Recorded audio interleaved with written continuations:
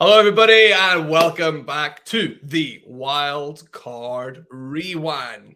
We're having a little look at week 2 in the NFL. We are one person short today. We don't have Hannah with us, unfortunately, but we'll hear some of her thoughts, via myself and via Paul, who's sitting over here. So let's go. Let's rewind a crazy week 2 in the NFL. I just wanna rewind to when we were young and hard. Back to all those good times. Take me back to the start.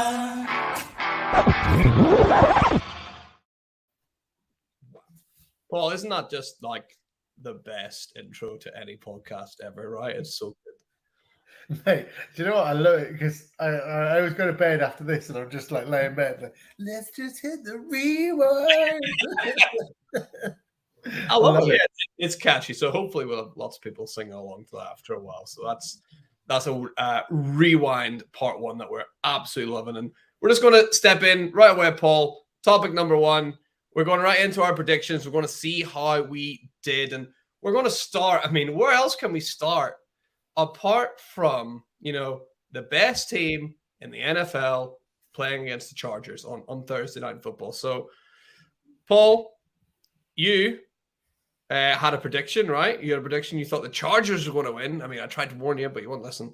And then you thought that Khalil Mack would get under 1.5 sacks. You got that correct, obviously, because he got half a sack, right? So you got 1 out of 2. Chiefs obviously end up winning. Great game, 27-24. What are your thoughts on the game, Paul? I think yet again I'm underestimating the Chiefs. I need to stop doing that, don't I? I think everyone underestimated the Chiefs going into this. I think the Chargers are a team that a lot of people are predicting are going to do well this year, and I think both teams showed how good they can be.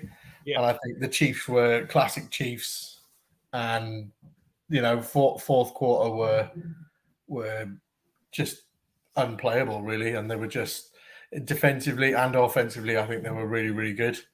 I was actually really lucky because I was in work that day at 1 a.m. So I managed to keep track of or keep up to date with the game as it was happening, which is quite rare for the 20 past 1 game. But no, it was a good game. It was a good game. I don't think, yes, I got the prediction wrong. Yeah, I said the Chargers were going to win, but I think if we went back and did it again, I think I'd say the Chargers is again.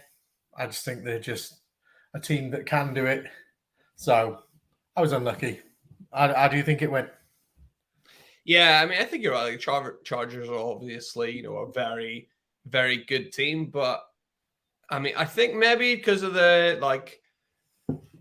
community that we are based in, a lot of it's based on fantasy football. Like, a lot of people kind of think, oh, Patrick Mahomes had a bad year last year. It's like he had a down year for fantasy football, but he still got the Chiefs to that AFC Championship game. Just because he's not performing as highly as he was in fantasy football doesn't mean he's not performing, and the Chiefs aren't performing, on the field for the NFL and in what really matters. And it's the Chiefs are just going to deliver again this year because Patrick Mahomes is too good not to deliver. And if Justin Herbert didn't have a broken rib or whatever happened to him, it could have been a different story. I mean, what a warrior. He got up and he played on, and yeah, absolutely amazing to see. But yeah, Mahomes is too good. And now with Clyde Edwards-Helaire looking pretty good, the Chiefs are going to be really hard to stop. I mean, people laughed at you, Paul, whenever you flag planted Clyde Edwards-Helaire. They said Clyde Edwards hilarious, and look at you now. I'm not going to take my victory lap yet. I'm preparing. I've got the open top bus ready. I've got Edwards-Helaire on the side. I'm ready for it. I'm ready, but not just yet. Week 5, week 6, if he's still doing this, you'll see me parading around the streets of Kidderminster, just waving. Yeah, fantastic. But yeah, I thought it was great win for the Chiefs. And yeah, move on. You're not going to get many tougher games than the Chargers. So yeah, absolutely love that. And Paul, you're going to tell us about what I did, are you? Yeah. So just to add, can the doctor that did that thing to Tyrod Taylor please stay away from Justin Herbert? Don't let him anywhere near. We don't want any punctured lungs or anything. So just stay away from Justin Herbert, okay? But yeah. But Max, so I gave you the game of the Steelers-Pats, and you predicted the Steelers would beat the Pats. Yep. Which unfortunately you got wrong because it was the Pats won 17-14. And I also asked you which Pats running back would have the most amount of rushing yards, which you got correct in Damian Harris. He had 15 attempts for 71 yards on the ground. So what do you think of this one? I mean, you know those games whenever you get like people who say it's like, oh, you know, the sport was the winner, right? You know those games? What's the opposite of that? Because that's what this game was. It was just crap, right? Apart from Minka Fitzpatrick, who was once again like absolutely phenomenal. Just the best player on the field last week, the best player on the field this week, a phenomenal interception. And the most annoying thing about this in my predictions is the Steelers should have won the game. Cam Sutton had a gimme interception. He didn't take it. And then the Pats go and they actually score on that drive. And that ended up being, you know, what won them the game. And if I'm a Steelers fan, I'm not happy with Mitch Trubisky. His decision-making is bad. He, for some reason, seems to think that he's Kyler Murray. He's trying to scramble around there, and he is. I put in my notes he's not fast. He's slow, actually. He's a slow player. He's not a mobile quarterback, and he's running around. And I don't know if anyone else caught it unless you're watching the full game, but the Steelers fans started chanting, Kenny, Kenny, Kenny, for Kenny Pickett. We are 2 weeks in, and you know what? I can't really blame them. I don't think Trubisky's going to last until, Halloween? I don't give him that far. I think Kenny Pickett's going to take the job. What do you think? You give him Halloween. Man, I was thinking like 2 more weeks max. 2 more weeks, and you know what I mean? Yeah, okay, he got the win last week. But that was lucky, as we spoke about last week. That was a really lucky win that they got last week. I think you've seen the true Steelers this week. You know what I mean? Defensively, they are really good. I think losing TJ Watt is a big loss for them. And, you know, he's a big personality out of that team. You know, not just what he does, he brings that team and makes them hyped and gets the team going. So I think they're going to miss him, but I think we've seen the true Steelers here. I think they're not that good. They're not a team that I think are going to. You know, they may scrape into a playoffs, but I don't think they will. I think what they're doing is they're seeing what they've got in Mitch Trubisky. You know what I mean? I think that's not a bad idea. But ultimately, you spent a first round pick on Kenny Pickett. Use him. Yeah. Use him. If you take this season as a season where you're not going to go, the Steelers aren't going, well, let's put Kenny Pickett in. He'll take us to the playoffs. We'll go deep into the playoffs. You're taking this as do you know what? This is a building.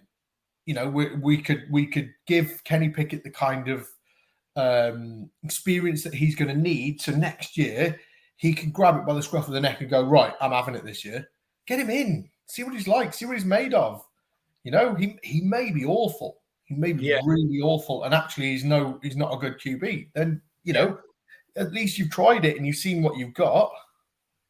Yeah, absolutely. I think that's going to happen. Yeah, you're right. Sooner rather than later. But yeah, overall, a dreadful game. And yeah, a predictably bad game as well. I think everyone thought it was going to be bad. And we'll move on now. I think with one of Hannah's predictions from last week, Hannah was given that New Orleans Saints against Tampa Bay Buccaneers game. She kind of went to go for the Saints going 5-0 against Tom Brady in the regular season. They couldn't quite get it done.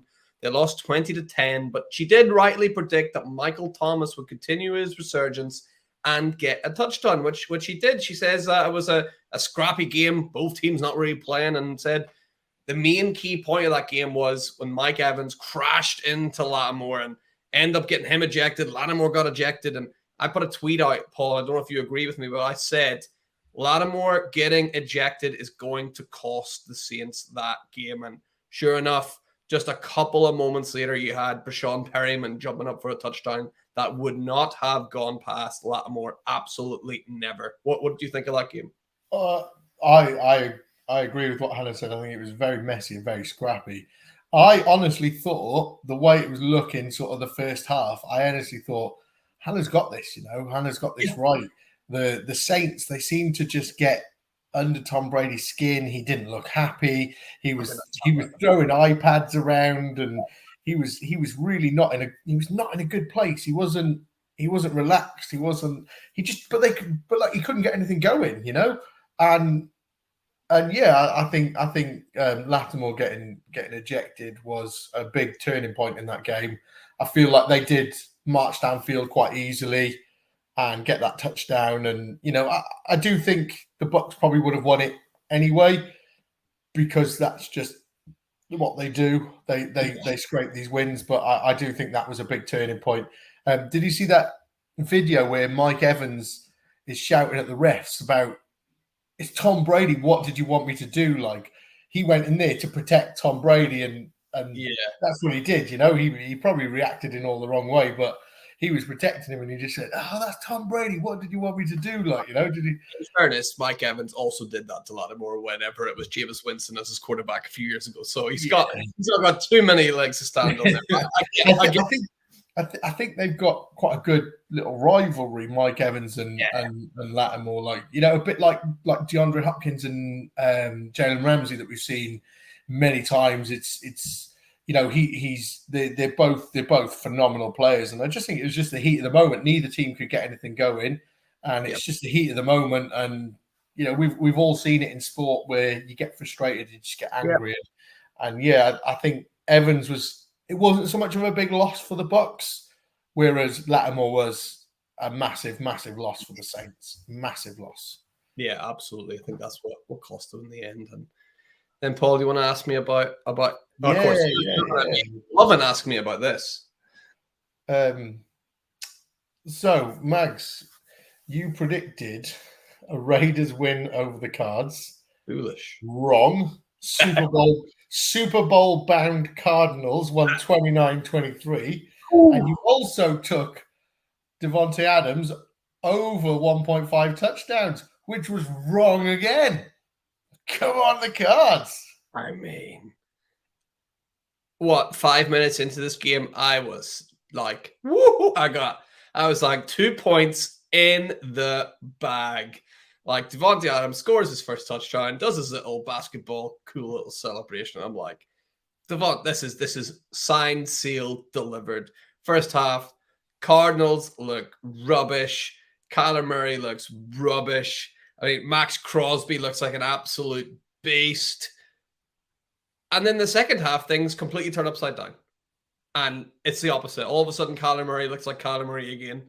Derek Carr looks baffled by everything. I mean, he was like calling everything, calling audibles left, right, and so every player, Derek Carr would call some kind of weird audible, and I can imagine a lot of those players being a little bit confused by that. If you don't know the playbook the way Derek Carr knows the playbook, then you could be in a little bit of trouble about where you need to move and where you need to go. And you kind of seen that confusion coming through a little bit. And the Cardinals had a bit of luck as well. I think we have to say there was a bit of a dodgy holding call in the end zone that kind of brought them a fresh set of downs. Was that on fourth down? And maybe on fourth down, there was a dodgy holding call, brought them a fresh set of downs. And then, we seen the world's longest 2-point conversion. Absolutely. But I know you're going to talk about it a bit more, maybe later, maybe a spoiler for this show, but you're going to mention it a little bit later, what happened. But absolutely brilliant. Yeah, there was a lot of things that seemed to go against the Cardinals, but somehow they managed to pull it out the bag. Whenever the game was leveled up, I thought, oh, this is great. I've got a chance for Devontae Adams to score the game-winning touchdown here, and I'll still get my 2 points. Because I had never, at any stage, did I think that the Cardinals were going to win until they won. There was Harmon smashing into Hollywood Brown. Thought, oh, that'll be it. There was Moreau jumping on a fumble. Oh, that's definitely it. Jalen Thompson not catching that interception. So, and then up stepped Isaiah Simmons. What a beast. Came up with the goods to the Cardinals, smashed that ball loose. They run in for the takeaway touchdown. I mean, wow. Did not see it coming at all. Shocked I came away with 0 out of 2 here. And Paul, the question I have for you actually, I mean, this is pure speculation. I don't fully, mean these comments, but just in case it's in the back of any, Cardinals fans, Kyler Murray once again has come out and not looked great for an extended period of time. Now, he made adjustments and the Cards made adjustments that were really impressive. But do you think there's anything to this taken out of his contract that he has to watch film? Like, has he complained about that? Has he been taking down his Instagram photos again? Has he been threatening to go play baseball again? So they've said, okay, Kylie, you don't have to watch any film. I mean, do you think if he was watching more film, maybe he wouldn't have to make those adjustments? Or do you think the Raiders turned up prepared and they just made good adjustments and Kyler Murray obviously watches film? What do you think? To be honest, the film, watching more film in his contract, I think that was a bit of an embarrassment on both the Cardinals and Kyler's agent kind of thing. The fact that they put that in and then released it so people could see that actually they're asking him to basically do homework as such, and it's like, he's not doing enough homework and stuff. And the fact that was, I thought that the whole scenario of all that was pretty awful. I put the first half down to Cliff Kingsbury has no clue about what to do. He has a plan. He goes there. He executes that plan. That plan wasn't working. And then he's going, what do I do now? Yeah. I'll try and figure something out, And on the other side of the ball, the Raiders defense, you got ex-Cardinals Chandler Jones, who played with Kyler a lot and, kind of knows, he kind of maybe picked up off each other some tells and stuff like that. And he's going, right, this is what he's going to do. Yeah. And maybe he's put the Raiders defense in the right place.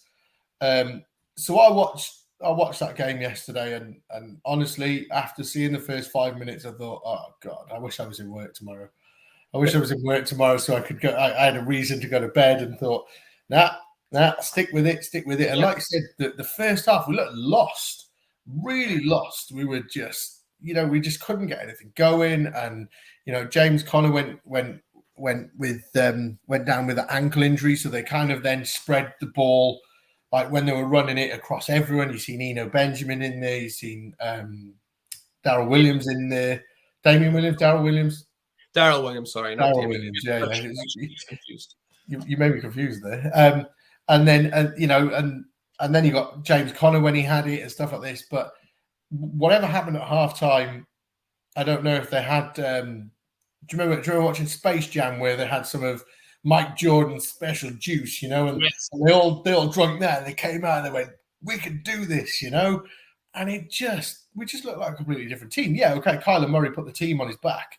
And that's what you want from the QB that you're paying so much money for. You want him to put that team on his back and march it downfield and stuff. I'm going to start. I would sit here and talk about the 2-point conversion, but that's coming up a bit later on in. No spoilers, but in my play of the week. But like, just watching that, and I was watching him just rushing, and just the amount of times, he did one play. He was with one play, and he took it, and he was looking. He was trying to point. He's pointing where people are going. He's got Max Crosby and Chandler Jones running at him, and you're going, he's going to die. Okay, he's actually going to die at this moment. This is how Kyler Murray dies. And somehow he shook them both off. And he's still standing there and he's pointing. And you're just going, how has this guy got so much time on the ball? It was just unreal. But yeah, like you said, Isaiah Simmons, the guy's a beast, okay? Yeah. The guy's a beast. He comes up with these big plays sometimes. And that final hit on Hunter Renfrow, you couldn't have asked for any better on that. That was just absolutely phenomenal. And I've seen Cliff Kingsbury was one that he mentioned, Isaiah Simmons, and how good he'd been in his post-match interview. But yeah, I do worry a little bit that we're still not a team, to me, I think if we played like we played the Chiefs last week, I do think I still worry if we played somebody like that, or if the Raiders could keep their head on their shoulders for the whole game. I think that would have been a train wreck, But we got the W. Exactly. Yeah, you come out with a win and a smile. And you got 0 points. And I got 0 points off you. You win twice, right? Terrible. And then we move over to, another kind of rubbish game, right? The Giants played the Panthers. Hannah thought that the Giants were going to win, which she got right, and she thought that Saquon Barkley would get over the 194 all-purpose yards he got last week. He was held to just 88, 72 on the ground, and just 16 yards receiving. And I didn't make a lot of notes for this game because it wasn't really great. I was pleased to see my guy, Daniel Bellinger, coming up with a touchdown. That was nice to see. But my main takeaway for this is Daniel Jones is holding this team back. He's not good enough. He needs to be replaced. I don't know what you think. I 100% agree with you. And I also feel that Kenny Golladay is holding that team back as well. Yeah. No, he did. They're paying him a ridiculous amount of money. Yeah. And I seen something saying like he wasn't even in the locker room or something yesterday, or his stuff wasn't in the locker room, and there's some rumors flying about. There's maybe something going down, but they paid all this money for Kenny Golladay. Do you know how many touchdowns do you think Kenny Golladay scored at the New York Giants since he's been there? I mean, I don't remember him ever scoring any. Is the answer 0? So he played all of last season and 2 games this season. If you have a guess on how many he scored, surely he's got what all of last season. Has he got like 3? No, he's got 0. Is it 0? Because I can't remember ever getting in, but he must. Okay, it's awful, really, really awful. And that was one of my mates is a Giants fan, and he actually pointed that out to me, and I was like, "Oh, I'm just going to check that." And genuinely, he has zero touchdowns. So yeah, I think the Giants need they're a couple of pieces away from being really good. Yeah. So yeah, I think Hannah was right here with the Giants win. And I'd say they didn't get Barkley going, but they got the win, so they didn't really need to rush him 35 times. True. Risk injury. They've done what they needed to do. They've got the W, and on they go to next week. Yeah, absolutely. So going from one of the worst games of the week to the Wildcard Rewind game of the week, it's the one that had everybody talking. It's the Dolphins against the Ravens. The Dolphins coming out on top. Paul, you predicted the Ravens would win. And when asked who's going to score the first touchdown, Jalen Waddle or Tyreek Hill, you said neither of them. The floor is yours, Paul. What you got to say? Oh man, I don't know. I couldn't have got any worse, really, could I? You know what I mean? I thought I was a shoo-in. The first play, the kickoff, Devin Duvernay catches it, runs the length of the pitch, and I'm going, the Ravens are winning this. They've got this. And I think after the first half, the Dolphins didn't really get going. You know what I mean? And I was like, I'm on here. At least the Ravens are going to win this. And no, Tua had other ideas. And I'm pretty sure for fantasy, or maybe I've got this. I know for fantasy, it's the first time they've had 2 wide receivers on the same team that scored over 40 points. Wow. And it was the first time they've had 2 wide receivers score or receive over 150 yards and 2 touchdowns each. Yeah. And it was just, this game was, mate, I couldn't take my eyes off it. No. Couldn't take my eyes off it. If you'd have turned off the whole of Red Zone and just put that game on, I'd have been really happy. It was amazing. And you know what? I don't think the Ravens look bad. No. I don't think the Ravens look bad. I think, defensively, the second half, I think their defense went to sleep. But I think both teams looked really good. And both teams looked like they could score on anyone. Absolutely anyone. Seeing Tyreek Hill and Jalen Waddle finally use the way that they put them two together was just crazy to see. Absolutely crazy. Yeah, it was just an immense game. I mean, just to put it in a kind of perspective, Lamar Jackson threw 3 touchdowns, threw for over 300 yards, rushed for over 100 yards, had a rushing touchdown. Justin Houston was playing like he did when he was on the Chiefs, 7, 8 years ago. Rashad Bateman had a 75-yard touchdown, and it wasn't enough. Like, that is insane. Tyreek Hill is an absolute game wrecker. You cannot sleep on It was like bam, bam, Tyreek Hill, 1-2, done. You're never, ever, ever out of the game when you've got Tyreek Hill. And, we've seen that happen with the Chiefs so many times, like with Patrick Mahomes running the Wasp in the Super Bowl, or with them playing against the Bills last year, of course, with Tyreek Hill. And you can't sleep on him. You said that the Ravens fell asleep just for that one moment. And, I mean, even when you're double teaming Tyreek Hill, Jalen Waddle will kill you. And if you try and double team them both, Mike Gesicki, he's no slouch either. And Chase Edmonds, he's looking good. Raheem Mostert looks good. Good luck defending against that. And the things that teams are praying against is that Tua is not good enough to carry this team. Tua looked amazing. Like, he was hitting long balls. He was throwing accurately. He was, making the right options under the RPOs. Tua looked really good.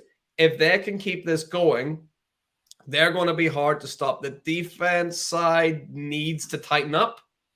But on offense, Mike McDaniel and these amazing weapons, that is, mark it every week. Watch the Dolphins game. You got to be loving it if you're a Dolphins fan right now, right?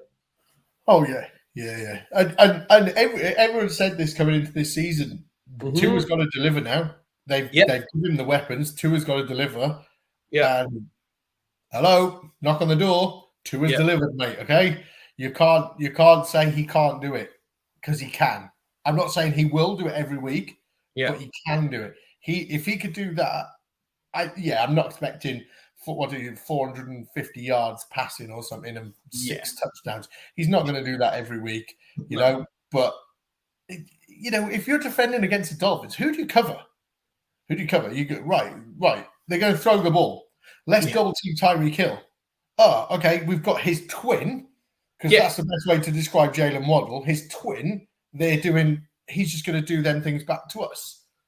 And then you go, okay, well, we'll cover Jalen Waddle. Oh yeah, but we got Tyreek Hill. And you just go, no, God. Yeah. No. How do you stop it? And then if you see those corners creeping back too much, then you can just run through the middle with Chase Edmonds or Raheem Mostert, who's lightning quick as well, by the way, Raheem Mostert.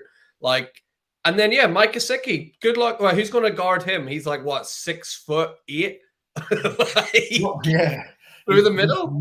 He's mega. But spoiler alert. Yeah. The Dolphins play the Bills next week. I know. I've got a prediction about it later. We'll hear about that very soon. Speaking of, if I'm right, I looked the week after as well, and the week after they play the Bengals. Oh, I can't wait for that! Wow, what a shootout! Are the Dolphins against the Bengals? You look at their 3 games: the Ravens, then the Bills, then the Bengals, and you go, wow, what a start! Man, they could be a very, very scary team in many people's opinion if they could come off 4-0. Imagine it could be a worrying factor, But great game of the week. Absolutely brilliant. Loved that game. One of the better games we'll have all season probably. And we'll have a little look then, Paul, at how we're looking in our predictions. You guys pulled it back a little bit on me. I got 1 right out of my 4, sadly, which brings me to 7 in total. Hannah managed to get 2 right out of hers. She's up to 5. And Paul, you managed to get 1 right out of your 4, so you're up to 4. So at the minute, I'm in the front with 7. Hannah in second with 5. And Paul down in third at the minute, but it's still early in the season with 4. And Paul, big question everyone's wanting to know. Did we win any money? No, not even a little bit. No, that's a shame. Maybe next week, right? You know what? Our rewind tour is going to end up at like Butlins or something at this rate. You know what I mean? There was that dream of 3 games in America and watching NFL, but at this rate, we're going to end up in Butlins watching Red Zone on a portable TV.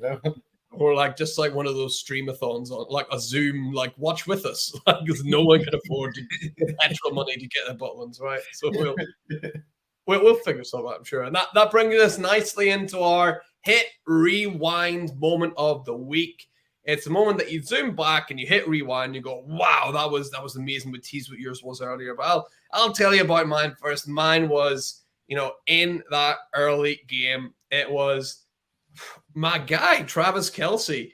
Derwin James hitting him with his finishing move, right? Picking him up, slamming him. All the memes, like all the commentary from the WWE going over it. I mean, Devon get the tables, all of that. Absolutely amazing. The ball obviously pops out, but he obviously hit the ground. He almost went through the ground after Derwin James put him through it. So impressive from the number 3 there over at the Chargers. And, I quite enjoyed it because the Chiefs went on to kick a field goal after that to tie the game up anyway, and then went on to win it. But awesome NFL footage there. Derwin James, my hit rewind moment of the week. If you've not seen it, where have you been? Go check it out. It's awesome. Yeah, I love this. It even sparked a chat in one of the groups I'm in, talking about rugby. A couple of lads that played rugby back in the day, and somebody had a similar hit to that, and one of the guys found it on YouTube and put it in there, and he went, "Oh, here it is," and stuff. And I was like, "Oh man, this is crazy." But yeah, that was a mega hit. I think Derwin James was going, "I'm here, and I'm going to hurt you," Yeah. And but yeah, great hit, great moment. So I'll get on to mine. Yeah. And as we hinted about earlier, mine is Kyler Murray's 2-point conversion, where he literally he kept it going. He was pointing, trying to get people where they were, and rushed and ran this way and run that way, and tried to avoid this and tried to avoid that, and ended up running it in himself. And he kept the play alive for 20 seconds. Absolutely insane numbers. And he run 84 yards in total. 84 yards. He started at the what? It was the 7 he started at, wasn't it? It was the 7-yard line, and he run 84 yards in total of avoiding people, trying to put people where they were, and ended up doing it himself. And I suppose that's the type of plays, like you said, it's hit rewind. It's that type of play where you go, "What? Oh my god, what just happened? I'm going to watch that again." And then you watch it again, and then Scott Hansen will then go, "Oh my god, look at this play!" And it's like we've got the stopwatch on it now. So you watch it again, and you're still going, "How has he done this? How has he done this?" But yeah, absolutely insane moment. Yeah, absolutely loved it. It was just so cool, right? And it's Kyler Murray just kind of summed up in a nutshell. It's like you think you have him, you don't got him. He's too shifty, he's too nippy, he gets around people. So yeah, love that from Kyler Murray. And Hannah's hit rewind moment of the week was, we talked about it earlier in our game of the week, that opening touchdown return from Devin Duvernay, who's, starting to build himself a bit of a reputation there. We wondered who was going to win that battle with Talon Wallace and James Prochet and Devin Duvernay in there. And Duvernay seems to be the guy that's winning that battle. And yeah, making punt returns like that with the first kick of the game of the week is only going to help. Yeah, big moment. Even happier the fact that I actually started him in some of my fantasy football teams. So to see that and see the points go on, I was just like, yeah, come on. I think he scored like 3 points the rest of the game, but you know what I mean? Didn't matter. He's got 100 yards and a touchdown. Come on. Yeah, absolutely take that. So yeah, great start for the Ravens there. Not to be for them, but yeah, what a great play from that. And that brings us into topic number 4. It's a rapid recap. It's the best of the rest. I mean, let's kick things off with a pretty good game, actually. The Jets beating the Browns. My main thing, you know what it was? My last note on this was like, good for you, Jets, right? I'm like, good on you guys. Like, that's been coming for a while. They've been getting better and better. I mean, Nick Chubb obviously looked amazing like he always does, but what was good for the Jets was their running back, Breece Hall. He's starting to come into a bit of a slow week last week, but he looked good this week, had some nice receiving yards, but even more impressive was Garrett Wilson. I mean, my number one rookie coming out at wide receiver, and he's looking every bit of it at the moment. Just continues to shine like he did in college. Looks like he's already carving out that number one role, and that'll be interesting to see what happens with him and Elijah Moore there. But yeah, don't envy teams playing that Jets offense at the minute. And if Zach Wilson comes back and Zach Wilson, starts to look good, then, teams are going to have a real problem with that three-headed monster with Hall and Moore and Wilson. Like, that's going to be hard to beat. Yeah, completely agree. Great game. I was just searching for a crazy stat that Rich Coolin put in one of the groups going, since week 9 of 2001, teams had lost 2,229 consecutive games when trailing by at least 13 points in the final 2 minutes until the Jets yesterday. Wow. What a stat, Rich Coolin. Where did you get that one from? He's put like a picture in, so I'm guessing he's found it somewhere, but it's just mad, isn't it? Yeah, I think that was a mad game. The Raiders Cardinals was a mad game. There were just so many mad games, but yeah, the Jets look good. I was going to ask, do you know anything about Sauce Gardner? Because he went off, doesn't he? So yeah, I haven't heard anything more about him. I've not heard any kind of update on what kind of injury he had. I was watching Sauce Gardner actually a little bit, just because I was like, so I'll keep my eye on him, see what he's like. He looked pretty good, and obviously he's got that kind of swag that comes from a top tier draft pick. But yeah, that could be a big miss for the Jets. They're already a bit flaky on defense as it is without losing a first round draft pick like Sauce Gardner. So hopefully we'll find it. Why don't you talk about the Lions against the Commanders, Paul? I'll see if I can. Yeah. Wow, what a game! Okay, me and you were talking before we came on here. Amon-Ra St. Brown, what a guy! Had himself a day with 116 yards, 2 touchdowns, and rushed twice as well for 68 yards, just to add a bit of salt in the wounds. And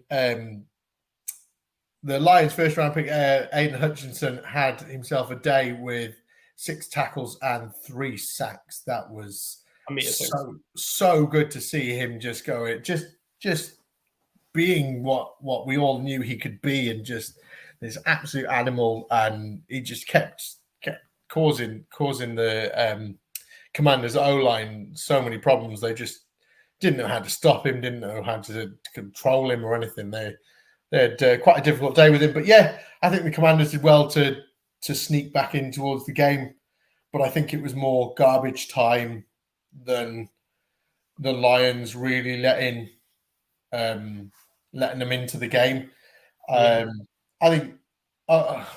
So here's a question for you: do you think the Lions? Somebody asked me earlier, do you think the Lions are legit?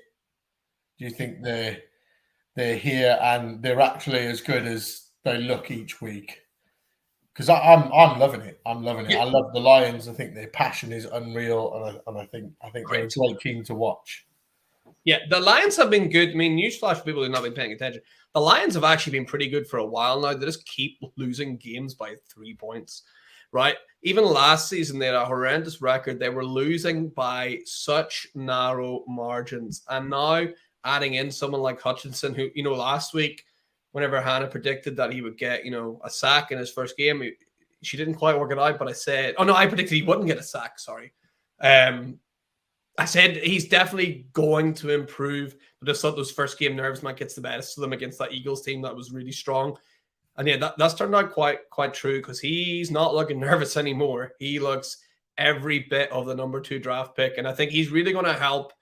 And that offensive line that they have is so good. Jared Goff could make himself a cup of tea, brew the bag, pop over the sideline, pop it in the bin, and then throw it to Amon-Ra St. Brown for a touchdown. He has all the time in the world. So I think the Lions are legit. Don't know if they'll sneak into a wild card playoff spot, but I think they might end up with a pretty decent, maybe even a 50-50 record. Could even get a positive record this year. That might be pretty cool, right? I think the Lions are the real deal. And we'll have a look now at, Hannah had to predict the Jags against the Colts for her sins. She was looking at that. Some of her notes, she said that the Jags, I don't know if this was a joke or not. Was this a James Robinson joke? said the Jags are the Colts' Achilles heel. Is that James Robinson joke, Paul? What do you think? No, I genuinely think the Jags did it last year, didn't they? Yeah. I think they stopped the Colts all the time, but yeah, quite a boring game, really, if I'm honest. I think they contained Jonathan Taylor, and that's all they needed to do. With the Colts wide receivers out, I don't think they had anything else much going for them. So, but I started Matt Ryan in the Warrior Bowl, and he scored me minus 12 points. Yeah, I had him in Scott Fish Bowl, minus 10. Terrible. We don't like Matt Ryan anymore. Well, it was an odd choice to use Jonathan Taylor less than they did last week, whenever they had nobody to throw for apart from Michael Strawn and T.Y. Hilton, or I don't even know if T.Y. Hilton's still there, but he's probably a target, right? These guys that aren't good enough. You think you should have used Jonathan Taylor and Naheem Hines a lot more than they did. And they didn't. And they lost to the Jags. And Trevor Lawrence, best game so far in the NFL. Good for T-Law. Hopefully he steps forward. And I had the 49ers against the Seahawks, and my goodness, I had so many bad games to have a look at. I mean, we had a touchdown from Michael Jackson, Paul, but this was... I messaged my mates, and I was like, if he doesn't moonwalk across to end zone, it's not a touchdown, and they should just take it from him. Yeah, absolutely. I said that as well when he scored. I thought, you know what, this is as close to a thriller as it's going to get if Michael Jackson scoring a touchdown, because everything else was far, far, far from a thriller. Trey Lance, poor kid. Like, I seen it happen live. And then his teammate came to pull him up and was like, don't touch him. Like, you could see his shin, minging, absolutely minging. And then it kind of cut away. I didn't see quite what happened, but I imagine it was a lot of Trey Lance going, ow, a lot. Because, yeah, broken ankle, bad. And, I mean, also the Seahawks suck, right? They are so, so bad. I mean, I don't know what Pete Carroll was thinking trying to get DJ Dallas to throw a touchdown. Was that him going, I'll show you guys, I've got plenty of tricks left in the bag? Not impressed at all. Shanahan doing the same thing, trying to be too smart, trying to do too much. Yeah, bad game. Hope Trey Lance the best. Hopefully he recovers as soon as possible. But the Niners will be fine with Jimmy G. Jimmy G's a solid quarterback. Yeah. Again, not a great game. Not a great game for either side. I think Pete Carroll, I don't know what he was thinking when he thought DJ Dallas could throw a touchdown. I don't know. And maybe it's because Geno Smith keeps throwing to the opposing team. Oh, you can have a ball and you can have a ball. You know, it's just not great. It's not great. They're in a mess. But yeah, so I had the Rams Falcons. Yep. Yet again, the Falcons were in a position where the scoreboard said 28-3, and that's just some kind of curse that they just can't shake it, can they really? You know what I mean? They just can't get rid of this 28-3 number. And they tried really hard, but you know, Jalen Ramsey at the end just went, nope, I've had enough of this. We're gonna call this game now, and caught that interception. The Rams don't look too good to me at the moment. I think, you know, Super Bowl winning team. I don't know what's going on there. They look a bit shaky. Yeah, a bit shaky, and but yeah. So hopefully they'll start putting things together after week 3, obviously, because I don't want them to put it together for week 3 because they play the Cards. And Greg London. Was that his game? Was that his game where things start to take off? Now, you know, he had 86 yards, a touchdown. He looked really good. Yeah. And so another good game. Yeah, a good game as well. And just like Marcus Mariota, what are you doing throwing Brian Edwards versus Jalen Ramsey? What are you doing? Like Marcus Mariota, sort that out. What are you doing, right? And so I moved into the Texans and the Broncos, another meh kind of game. Russell Wilson didn't look great until, you know, the very end. Davis Mills is going to get injured by the end of the year. That O-line is really, really bad. He got hit and smashed like on his blind side a lot. I'm a bit worried about the health of Davis Mills. And I mean, did Pete Carroll have a point not letting Russell Wilson cook? I mean, looking at the way he was throwing, he was 4-15 at one stage, 14 of 31 overall. maybe there's a reason. And, kind of ironically, Russell Wilson's sort of stuck in a team now that looks like it's better running the ball with Melvin Gordon and Javonte Williams. So who knows what's going to happen there. If I was Broncos coaches, I'd be running the ball a bit more with those two. But hey ho, let's see what happens with them. And Paul, you had the Packers and the Bears? Yeah. Just a quick one on the Broncos. The fans are not happy. No. They were booing Russell Wilson all the time. And why do they keep having these delay of games? And why are they wasting so much time? And it got to the point where the fans were actually counting them down on the play clock. They were like 10. No, just sort of like, guys, the play clock's real, okay? If you don't get things done in this time, you can never.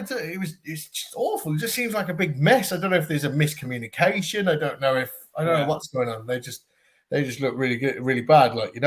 The Packers and the Bears. Aaron Rodgers, owning the Bears yet again. Still owns them. Oh, I own you, But yeah, it's safe to say it was a pretty standard game. Aaron Jones had himself an absolute day. Yep. And to be honest, so did AJ Dillon. Yep. It was textbook. They went there, they did what they needed to do. And it was nice to see Aaron Rodgers actually getting things going and getting that offense moving down the field. Yeah. No, absolutely. Just that 1-2 punch of Dillon and Jones looks impressive. And the Bears suck, right? The Bears aren't very good. They were my prediction to be the worst team in the NFL. That might well come true. We'll have to wait. Mine was the Seahawks. Yeah, both looking bad overall. And I had the Cowboys and the Bengals, a game I was really, really looking forward to. Maybe under-delivered, but not the worst game in the world. Noah Brown looked pretty good, which is surprising. I'm a bit worried. I know he had a fine game. He had 7 receptions for 75 yards. CeeDee Lamb isn't quite as far along in his development as perhaps I thought he was going to be at this stage. I know he's not playing with Dak Prescott, but the thing I really noticed, and maybe the people listening can have a look out for this, see if you can tell if CeeDee Lamb is going to block or going to receive and run a receiving route, because it's so obvious. He half-asses every blocking route, and it's just so clear to see. So next time you watch a Cowboys game, watch CeeDee Lamb and watch the way he blocks, because if I was a coach, that would drive me demented, the way he half-asses his blocks. And that's going to get him less opportunities from the coaching staff and less things thrown his way if he's not putting in a full effort like someone like Noah Brown is, for example. So I'm a bit worried about that, but I'm sure that'll be smoothed out. And Micah Parsons, my God. Micah Parsons, what a beast. I mean, getting the offense to jump early because they're so afraid of him. And yeah, that is amazing. And Joe Burrow, I seen a stat. Joe Burrow was on target to get sacked like 110 times or something this season. Like, I'm worried about Joe Burrow. It happened 2 years ago. He got sacked too much. He got hit too much. And he got injured. So they need to fix that. Got to protect your quarterback. Got to protect your quarterback. Absolutely. But if they can't protect him, they're not going to do anything. Nope. Sort that out. Now, Monday Night Football. Let's quickly whiz through Monday Night Football then, Paul. We got the Titans, the Bills. We got the Vikings and the Eagles. I think the Bills are going to demolish the Titans. And I think the Vikings are just going to squeak past the Eagles, but I think that's going to be an awesome game. What do you think? Hard to disagree with the Bills-Titans. I think the Bills are just going to get shit done. I'm going to say the Eagles beat the Vikings. It's going to be close, right? It's going to be a close game, but I think the Eagles are they look good. They look good. I think the Vikings will score past them, but I think the Eagles will get it done. Yeah, a Miles Sanders winning touchdown. That's all I'm saying. I like that. So that's looking like a good game coming up. And let's talk about some other good games coming up in week 3. We're going to start with one of Hannah's predictions that she's let us know what it is. So it's with the Packers and the Bucks. Said, Hannah, who do you think is going to win and who's going to throw more touchdowns, Brady or Rodgers? She thinks the Bucks are going to come out on top with Brady getting more touchdowns. And Paul, she asked you about the Chiefs and the Colts game. You are so lucky getting to watch the Kansas City Chiefs. Wow, what a treat. She is wondering who's going to win, and is Juju Smith-Schuster going to get over or under 50 yards receiving? To be honest, I'm sick of watching the Chiefs. It feels like every week somebody's like, "Oh yeah, Paul, have the Chiefs," and I'm like, "No, I don't want to watch the Super Bowl bound Chiefs." Yes. But yeah, I think it's hard to see the Chiefs losing this game. Yeah, okay. I don't think the Colts are going to be as bad as they were in week 2 against the Jags. But then I suppose that all depends on whether they get like the receivers back. If Pittman's back and Alec Pierce is back, I think all of a sudden it's a different game. But yeah, so I'm going to go with a Chiefs win, and I'm going to go for Juju and the over. So he's going to get over 50 yards receiving.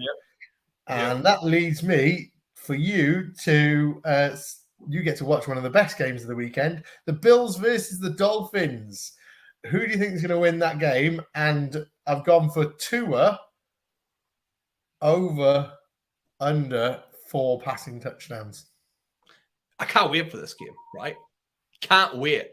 Dolphins, they look like the real deal, but the Bills are like the finished product, right? The Dolphins wish they were the Bills, right? They're getting there, but they're not quite there yet. And I think that the Bills will come out on top. That defense should have enough to kind of shut things down a little bit. And I think Tua is in for a bit of a longer game with Von Miller bearing down on him. Like, Von Miller looked really, really good last week, and I think he might continue to do that coming into his next game. So Von Miller to rush Tua, put him off a little bit, keep him under those 4 passing touchdowns, and the Bills to kind of shut the Dolphins down a little bit and manage the clock a little bit. Might not be as high scoring as people are predicting, because I think the Bills might shut it down a little, but should still be, a really, really good game. And, I had one for Hannah, which was the Lions against the Vikings. I asked her who's going to win. And also, is Amon-Ra St. Brown finally, going to get over 100 yards receiving? Now, you might be thinking, Amon-Ra St. Brown, is he not like, dynasty, fantasy, wide receiver 1 at the minute? Surely he's got over 100 yards receiving. But he's got 64 in week 1. He got over 100 against Washington, but he very rarely goes over 100 yards. I mean, looking at last year, he had 86, 73, 90, 91. He gets almost there. He doesn't quite get there. And Hannah has said that she does not think he's going to get that over 100 yards. And she thinks the Vikings are going to win that game. Close. Absolutely love that. Yeah. And she's got ones for you as well, Paul. It's the Raiders against the Titans. Who's going to win? Derrick Henry. Is he going to come back? Is he going to get over or under 100 rushing yards? I'm going to back the Raiders here. I think the Cards were, as we said earlier, I think the Cards were fairly lucky. Yeah, I think Kyler Murray won it for the Cards, and I don't think the Titans have got somebody like that in Ryan Tannehill. They have in Malik Willis, but he's not going to show up and win them the game. But yeah, so I'm going to back a Raiders win, and I'm going to go for Henry in the over, because Darren Williams got 59 yards rushing.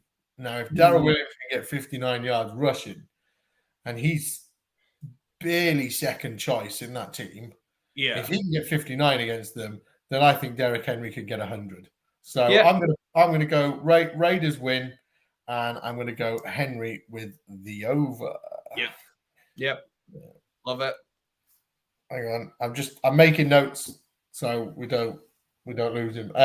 So Mags, I'll give you the absolute peak of games next week. Yeah. So you've gone, in my opinion, you've gone from one end of the spectrum to the other. So your first game is Bills Dolphins. Your second game is Falcons Seahawks. Nah.